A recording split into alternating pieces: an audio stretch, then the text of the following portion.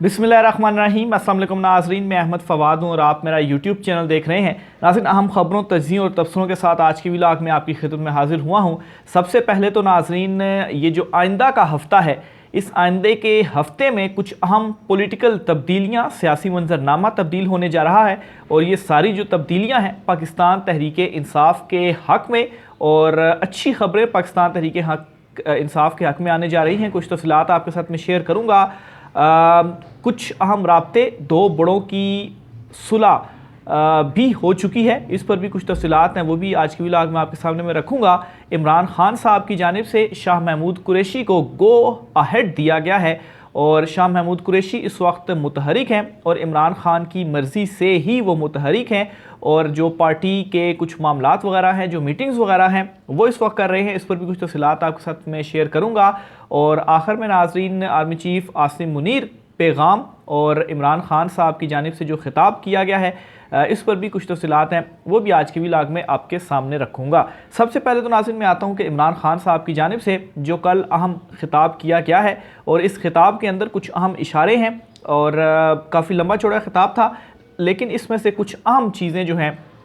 जो क्रक्स हैं, दो तीन बातें हैं, वो मैं आपके सामने रखूँगा। और इसमें सबसे पहली बात जो इमरान खान साहब ने क्लियर की कि ये जो माइनस फार्मूला चल रहा है, माइनस इमरान खान फार्मूला, ये फार्मूला नहीं चलेगा और इमरान खान साहब -1 होने के लिए तैयार नहीं है। ये दो टोक जो पैगाम है वो इमरान खान साहब की जानिब से दिया गया है और ना सिर्फ ये कहा गया कि -1 फार्मूला नहीं चलेगा, बल्कि इमरान खान साहब ने ये भी कहा है कि आखिर मैं मुल्क को क्यों छोड़ दूँ, ये मेरा मुल्क है, इस मुल्क को मैं क्यों छोड़ूँ। और फिर इमरान खान साहब ने साथ में ये भी कहा कि मैं कोई पावर पॉलिटिक्स के लिए नहीं आया, यानी कि उन्होंने जो सियासत का आगाज़ किया, 26-27 साल वो सियासत में रहे, तो यहाँ पर वो सिर्फ़ और सिर्फ पावर पॉलिटिक्स के लिए नहीं आए। यानी कि पावर पॉलिटिक्स अगर वो आते तो फिर उसके बाद ज़ाहिर सी बात है वो बाहर चले जाते और अपने असासे उन्होंने बाहर बनाए होते और बड़ी कोई उनकी जायदादें होती, लेकिन इमरान खान साहब का मकसद जो था वो पॉलिटिक्स में आने का, वो ये नहीं था।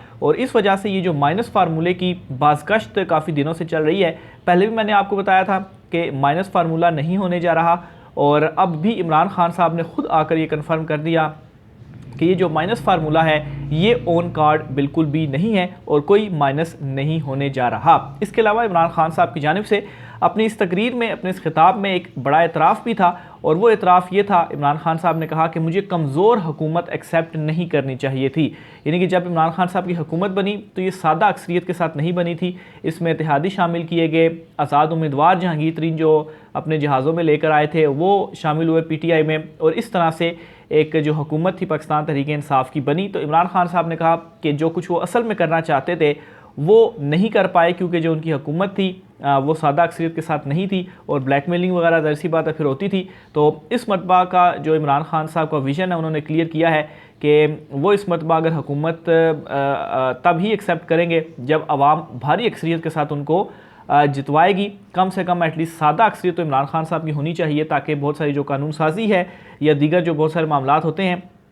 वो इमरान खान साहब की जानिब से उठाए जा सकें। इसके अलावा इमरान खान साहब ने ये भी मामला क्लियर किया कि जो फ़ौजी अदालतों या दीगर मुकदमात के हवाले से या उन्हें जेल में या उन्हें गिरफ़्तार करने के हवाले से जो चीज़ें सामने आ रही हैं, तो इस पर भी इमरान खान साहब ने कहा कि वो हर तरह के जो है वो चीज़ के लिए तैयार हैं, हर तरह की सिचुएशन के लिए वो तैयार हैं। उन्हें सज़ा होती है तो ठीक है, सज़ा दे दें उनको गिरफ़्तार करना है, उनका ट्रायल करना है, कोई मसला नहीं, कर लें। लेकिन इमरान खान साहब ने ये क्लियर किया कि वो इन तमाम तर चीज़ों से पीछे नहीं हटने वाले। फिर इमरान खान साहब ने एस्टेब्लिशमेंट के हवाले से भी कहा और ये भी कहा कि मैंने कुछ पैगामात वगैरह भिजवाए हैं और बातचीत करने की कोशिश की है। आर्मी चीफ़ आसिम मुनीर साहब के हवाले से उन्होंने कहा उनको भी पैगामात वगैरह पहुँचाए हैं, लेकिन वो किसी मामले के ऊपर जो बातचीत है वो नहीं कर रहे। और इमरान खान साहब ने ये भी कहा कि बातचीत मैं कोई अपने लिए नहीं करना चाहता, अपने मुल्क के लिए मैं बातचीत करना चाहता हूँ। तो ये भी इमरान खान साहब ने क्लियर किया। और इसके अलावा इमरान खान साहब ने आखिर में जो दीगर जमातें, जहांगीर तरीन की जमात बनी है, उस पर इमरान खान साहब ने कहा कि मेरे साथ इस वक्त जो लोग खड़े हैं वो नज़रियाती लोग खड़े हैं, जो लोटे वगैरह थे या पाकिस्तान तहरीक इंसाफ के जो लोग इवन के 27 साल से इस जमात के साथ थे वो उस तरफ चले गए हैं, तो ठीक है। इमरान खान साहब ने कहा कि अगर मज़ीद भी कोई लोग चाहिए तो मुझे बता दो, मैं मज़ीद लोग भी आपको देने को तैयार हूँ। लेकिन इमरान खान साहब ने कहा कि जो मेरे नज़रियाती लोग हैं, जो मेरा वर्कर है, वो इस वक्त मेरे साथ खड़ा हुआ है। ये इमरान खान साहब की जानिब से बड़ा एक इम्पॉर्टेंट खिताब था और 2-3 चीज़ें जो थी वो मैंने आपके सामने रखी। दूसरी तरफ नाज़रीन, जहांगीर तरीन प्लान ना सिर्फ बुरे तरीके से पिटा है बल्कि वो गले पड़ गया है इस वक्त। और गले इस तरह से पड़ा है, एक तो ये कि जहांगीर तरीन ने लोगों को इकट्ठा किया, प्रेस कॉन्फ्रेंस की, और उस प्रेस कॉन्फ्रेंस के बाद ही मुरझाए हुए जो चेहरे थे उनकी खबरें सामने आने लग पड़ी। और फिर उसके बाद अब मामला ये हुआ है कि जहांगीर तरीन का, अच्छा इससे पहले ये भी एक इख्तलाफ सामने आया था कि बहुत सारे लोग चाहते थे कि NT-PDM बयानिया अपनाया जाए, इससे वोट बैंक हमारे पास आएगा। जहांगीर तरीन NT-PDM अपनाना नहीं चाहते, तो वो कहते थे नहीं, सब के साथ हमने मिलकर चलना है। और अब ये इख्तलाफ आ गया है कि पार्टी को चलाने के लिए फ़ंडिंग किधर से आएगी। तो जहांगीर तरीन तो पैसा लगाने के लिए इस वक्त तैयार नहीं हो रहे और उन्होंने कह दिया है कि भाई फ़ंड दे दें, ज़ाहिर सी बात है पार्टी चलानी है तो पार्टी चलाने के लिए फ़ंडिंग तो ज़रूरी है। तो इस मामले के ऊपर भी इस वक्त जो फड्डा है वो पड़ा हुआ है। और जो मामलात होते हैं एक पार्टी के, ज़ाहिर सी बात जब आप पार्टी बनाते हैं तो उसमें कोई एक्टिव होता है, आप पार्टी की मीटिंग्स कॉल करते हैं, आपका मंशूर होता है। अभी तक इनका कोई मंशूर नहीं आया, अभी तक इनकी पार्टी रजिस्टर जो है वो नहीं हुई, तो इनके पार्टी के जो मामलात हैं वो इस वक्त रुक चुके हैं। तो पार्टी बनने से पहले ही आप समझें कि ना सिर्फ ये टूट गई है बल्कि ये जो प्लान था वो ना सिर्फ बुरे तरीके से पिटा है बल्कि उल्टा गले पड़ गया है कि अब जहांगीर तरीन की पार्टी को चलाना है तो इनको फ़ंड भी देने पड़ेंगे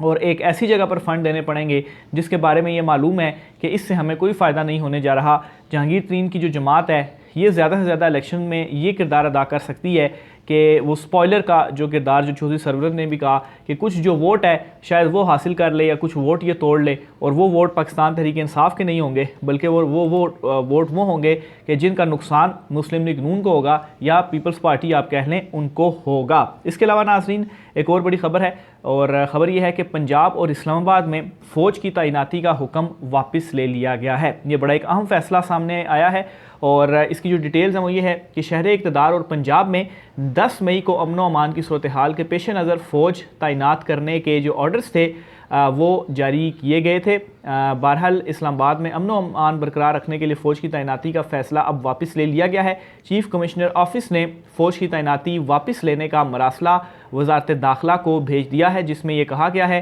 कि 10 मई का जो नोटिफिकेशन है वो वापस लिया जाए। इस्लामाबाद में अमन व अमान बरकरार रखने के लिए फ़ौज तैनात की गई थी। मरासले में इंतज़ामिया ने अमन व अमान की सूरत हाल को तसल्ली बख्श करार दिया है। इसी तरह पंजाब हुकूमत ने भी सूबे में फ़ौज की तैनाती का हुक्म वापस ले लिया है। पंजाब में 10 मई को सूबे में फ़ौज की तैनाती का ऑर्डर जो था वो जारी किया था। तो ये नाज़रीन बड़ी एक अहम डेवलपमेंट सामने आए हैं। ग़ालिबन 9 मई के वाक़यात के बाद जो है ये फ़ौज की जो तैनाती थी वो की गई थी, लेकिन अब ये जो तैनाती का ये जो नोटिफिकेशन है वो भी वापस ले लिया गया है। शाह महमूद कुरैशी इस वक्त एक्टिव हो चुके हैं और शाह महमूद कुरैशी ने एक इम्पॉर्टेंट मीटिंग कॉल की और इस मीटिंग को वो हेड कर रहे थे। और ये जो मीटिंग थी वो बेसिकली जो बजट हुकूमत की जानिब से पेश किया गया है, इस बजट के हवाले से पाकिस्तान तहरीक इंसाफ का मौक़िफ़ और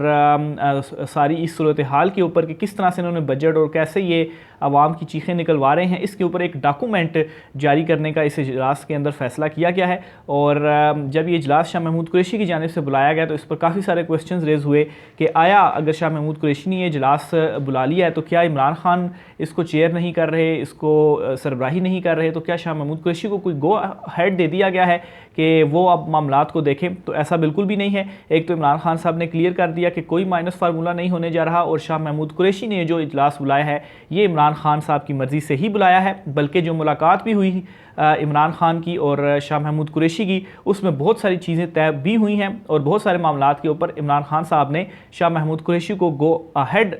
जो है वो दे दिया है और उनसे कहा है कि ये चीज़ें आपने करनी है। उनमें एक ये भी था जिसमें ये इजलास बुलाया गया और माशी सूरत हाल के ऊपर जो ब्रीफिंग थी, शौकत तरीन भी इसमें मौजूद थे, वो ली गई और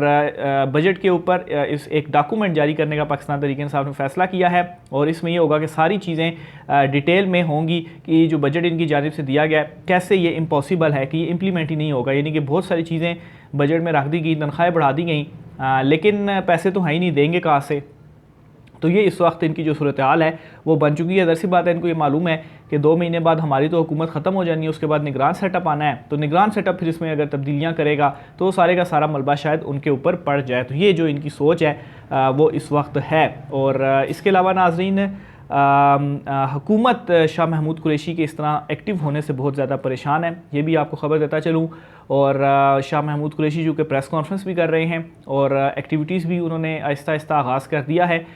इस सारे मामले के ऊपर हुकूमत परेशान इसलिए है कि अभी तक तो किसी पाकिस्तान तहरीक इंसाफ के जो रहनुमा हैं उनको इस तरह से खुलकर उन्होंने प्रेस कॉन्फ्रेंस या चीज़ों में वो एक्टिव नहीं हुए, बल्कि अभी तक तो बहुत सारे गिरफ़्तार भी हैं, जेलों में भी हैं। तो शाह महमूद कुरैशी किस तरह से ये सारी जो चीज़ें हैं वो कर रहे हैं, तो इसके ऊपर बड़े कंसर्न और बड़े परेशानी का आलम इस वक्त हुकूमत के अंदर पाया जा रहा है कि ये हो क्या रहा है। ऑलरेडी उनके साथ हाथ हो चुका है कि नेक्स्ट हुकूमत में तो वो नहीं होंगे, क्योंकि जो जहांगीर तरीन और पीपल्स पार्टी एक्टिव है और इनकी आपसी लड़ाइयाँ इस वक्त चल रही हैं, आपसी शेयर के हवाले से चल रहा है। पीपल्स पार्टी ने सही डंडा दिया हुआ है इस वक्त नून लीग को, तो आया ये जो शाह महमूद कुरैशी है यहाँ से ये भी एक्टिव हो गए हैं, तो ये तो मामलात सारे रिवर्स हो रहे हैं। और ये भी आपको एक ख़बर देता चलूँ कि आइंदा का जो हफ़्ता है, यानी कि नेक्स्ट जो वीक इस वक्त शुरू होने जा रहा है कल से, इस वीक में पाकिस्तान तहरीक इंसाफ के लिए कुछ अच्छी ख़बरें आने जा रही हैं। और ये जो पॉलिटिकल सिनेरियो इस वक्त बना हुआ है, इसमें आहिस्ता आहिस्ता आप देखेंगे कि कुछ जो तब्दीलियां हैं वो भी आएंगी। तो बहरहाल इस सारे माहौल से इस वक्त नून लीग बहुत ज़्यादा परेशान है। 2 बड़ों की मुलाकात के हवाले से मैंने कहा आपको, और ये जो 2 बड़ों की मुलाकात थी ये बेसिकली लाहौर में जो शाह महमूद कुरैशी और इमरान खान साहब की मुलाकात थी। एक तो शाह महमूद कुरैशी ने जेल से रिहाई के बाद अगले रोज़ मुलाकात की थी, लेकिन इसके अलावा भी शाह महमूद कुरैशी की जानिब से एक और मुलाकात इमरान खान साहब से की गई थी, जिसके अंदर ये जो कुछ चीज़ें थी वो डिसाइड हुई। और शाह महमूद कुरैशी जो हैं वो इस वक्त मुतहरिक हैं। और जो एक बातें कही जा रही थी कि अब पाकिस्तान तहरीक इंसाफ टूट गई है और अब ये हो गया और अब वो हो गया है, तो ये भी आपको बताता चलूँ कि पाकिस्तान तहरीक इंसाफ के ऊपर ये जो क्रैकडाउन था ये इतना ही था। इसके बाद मज़ीद जो क्रैकडाउन है वो नज़र नहीं आ रहा, क्योंकि मुकम्मल तौर पर क्रश करना भी पाकिस्तान तहरीक इंसाफ को मकसूद नहीं था। और जो इसकी रीज़न थी वो ये थी कि ज़ाहिर सी बात है माफ़ कीजिएगा, दूसरी तरफ पीपल्स पार्टी और मुस्लिम लीग नून जो है उनके ऊपर भी एतबार नहीं किया जा सकता। और इस वक्त सारी सूरत हाल को देख कर जो है वो मैं तो ये कहूँगा कि दोबारा से इस तरह की कोई हुकूमत बन जाए जो कि एक आइडियल हुकूमत होगी बहुत सारे हलकों के लिए, कि इसी तरह की जो खिचड़ी है वो बनी रहे। लेकिन इमरान खान को जो है वो उनकी पार्टी को तोड़ने और क्रैकडाउन करने के बावजूद भी अभी भी इमरान खान साहब इस पोजीशन के अंदर मौजूद हैं कि साफ़ और शफाफ इलेक्शन अगर हो जाते हैं तो इमरान खान साहब 2/3 अक्सरियत जो है वो हासिल कर सकते हैं। 2/3 अगर नहीं भी करते तो सादा अक्सरियत वो ज़रूर हासिल कर सकते हैं। और इमरान खान साहब ने अपनी इस गलती का एतराफ़ कर चुके हैं कि अगर उनको इस मरतबा भी ऐसी हुकूमत मिली कि ब्लैकमेलिंग हुई तो वो फिर हुकूमत नहीं लेंगे, वो फिर अपोजिशन में बैठना ज़्यादा पसंद करेंगे। आगे चलकर नाजरीन आपको बताता चलूँ कि 2 बड़ों में सुलह की भी एक ख़बर जो मैंने आगाज़ में आपसे बताया, तो 14 तारीख को जुडिशल कमीशन का जो इजलास है वो तलब किया गया है। और इस जुडिशल कमीशन के इजलास में चीफ जस्टिस पाकिस्तान उमर अता बंदयाल की जानिब से जुडिशल कमीशन का इजलास तलब किया गया है। और इस इजलास के अंदर सुप्रीम कोर्ट ऑफ पाकिस्तान में जो एक तैनाती है जज की वो की जानी है। जजेस के मामले के ऊपर काफ़ी ज़्यादा इख्तलाफात भी थे और सुप्रीम कोर्ट में जो एक तकसीम भी थी, जो ग्रुपिंग भी थी, उस वाले से भी बहुत सारी चीज़ें सामने आई। लेकिन अब जो सिचुएशन है वो सुप्रीम कोर्ट ऑफ पाकिस्तान में भी बदल चुकी है, हालात काफ़ी हद तक नॉर्मलाइज हो चुके हैं। और ये जो इजलास बुलाया गया है, इस इजलास के हवाले से बताऊँ तो जस्टिस काजी फाइज़ ईसा की जानिब से लिखा भी गया था और उनकी जानिब से एक जज का नाम भी तजवीज़ किया गया था। और इस इजलास के अंदर जस्टिस काजी फाइज़ ईसा का ही तजवीज़ करदा जो नाम है उसके ऊपर गौर होगा और उनकी तैनाती के ऊपर जो एक स्टैंप है या जो मंजूरी है वो दी जाएगी। और वो जो नाम है वो मुसर्रत हिलाली साहिबा, जस्टिस मुसर्रत हिलाली साहिबा, ये chief justice Peshawar high court हैं और ये दूसरी खातून जज होंगी जो कि सुप्रीम कोर्ट ऑफ पाकिस्तान में तैनात होंगी। तो जो एक तकसीम या आप कहें कि जो एक